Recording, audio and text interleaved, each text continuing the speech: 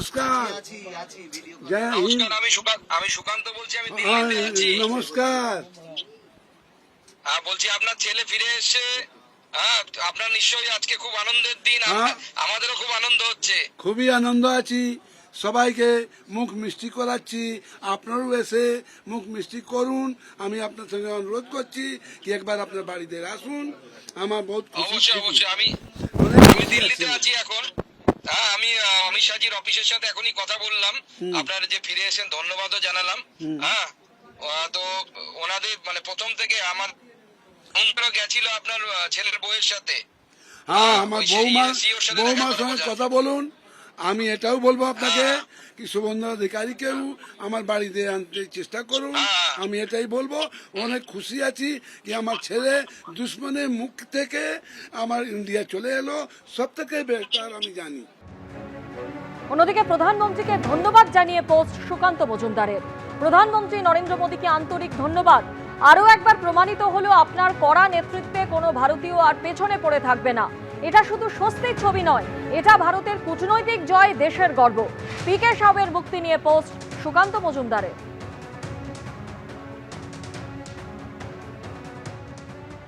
আজ অত্যন্ত খুশির দিন যে এতদিন পর আমাদের পুনম কুমার সাউ, আমাদের বিএসএফ জওয়ান, আটারি বর্ডার দিয়ে ফেরত এলো ভারতবর্ষে।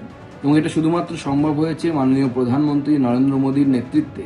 এই যে আমরা যেটাকে বলি পরিবর্তিত ভারতবর্ষ, যে ভারতবর্ষ কোনো তার জওয়ানকে যদি কেউ অ্যাবডাকশন করে বা ধরে নিয়ে যায়, তার পরিবর্তে সেই দেশের জওয়ানকেও ধরে প্রয়োজনে সীমা পার করলে পরে তাদেরকে ধরে ভারত আটকে রাখে এবং তাদের সাথে বিনিময়ের প্রথার মতো নিজের জওয়ানকে নিজের দেশে, নিজের স্ত্রীর কাছে, নিজের পরিবারের কাছে ফিরিয়ে দেওয়ার মতো সাহস সেই ভারতবর্ষ রাখে।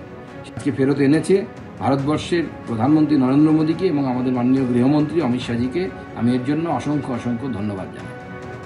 পাকিস্তানের হাত থেকে ছাড়া পেয়েছেন পূর্ণাম কুমার সাউ এবং তার মুক্তির পর লর্ডসিনহা রোডে বিএসএফ দপ্তরে গেলেন শুভেন্দু অধিকারী। ধন্যবাদ জানাতে গেলেন বিএসএফ এর দপ্তরে।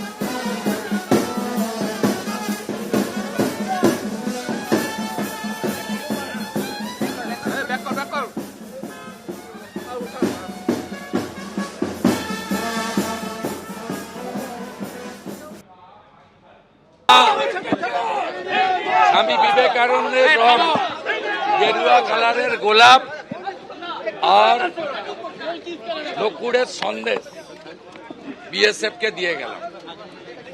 All credit goes to BSF এবং দেশের প্রধানমন্ত্রী নরেন্দ্র মোদী। আমরা এখান থেকে পিকে সাউর বাড়ি যাচ্ছি। উনি বলেছেন, মিস্টার আগরওয়াল, যিনি নিউলি জয়েন করেছেন এডিজি হিসাবে, তিনি বলেছেন যে আমরা সব খবর রেখেছি। ওকে ওখানে রিমান্ডে নেওয়া হয়েছে, কোর্টে প্রডিউস করা হয়েছে। একটু লিগ্যাল লিটিগেশন আছে, বাট আমরা আশাবাদী যে আমরা রিজলভ করতে পারবো, ওনাকেও ফেরাতে পারবো। এবং যেদিন ডিজিএম ওর দু লেভেলে মিটিং হয়, সেদিন সকালেও ডিজি সাহেব বলেছেন যে টকিং পয়েন্টের মধ্যে পিকে সাউ আছে। এটা দুদিন আগেই বলেছেন। কালকে বলেছেন গুড নিউজ পাবেন কয়েক ঘন্টার মধ্যে। তা গুড নিউজ আজ সকালে আমরা পেয়েছি, কিন্তু বিএসএফ যতক্ষণ না প্রেস রিলিজ করছে আমাদের বলা উচিত হয়নি, উচিত নয়, আমরা বলিনি। It's a discipline organisation. এর সঙ্গে দেশের সুরক্ষা, সীমান্ত সুরক্ষা রয়েছে। বিএসএফ কে নিয়ে রাজনীতি করা উচিত নয়।